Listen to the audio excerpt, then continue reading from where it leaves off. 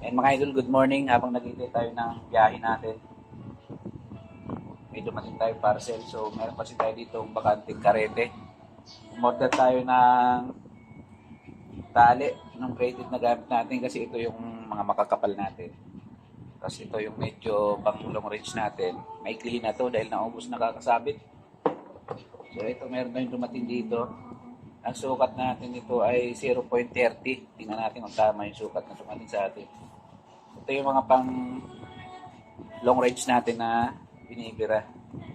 Kasi ito, mga pang toma natin to, malaki to eh. Medyo hindi na accurate pagka kahit gaano isagad mo yung cock ng baril natin. Hindi na siya gaano maabot yun. Dahil bigat na yung tali. Ito meron tayo in-order nito.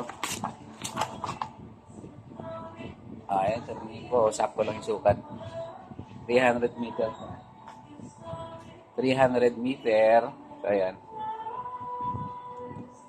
0.32. Tapos, pero yung sukat ng ano niya, 0.30. Ay, number 4. 4.0. 4.0. Mike, patindigay. Ito ah. Saan? Sige. So, lalagay natin dito sa karete. Tingnan natin kung saan tayo makakapunta bukas. Sa ano pala, sa linggo. Biyernes pala ngayon. So, syempre, nag-iintay tayo ng biyahe natin. Ayun, no? 0.32. Okay na to. 4 strands lang yung na-order natin. Dahil ang ginagamit natin yung 8 strand. Pero ito 4 strands lang to. Goods naman na to. May QC pass na rin.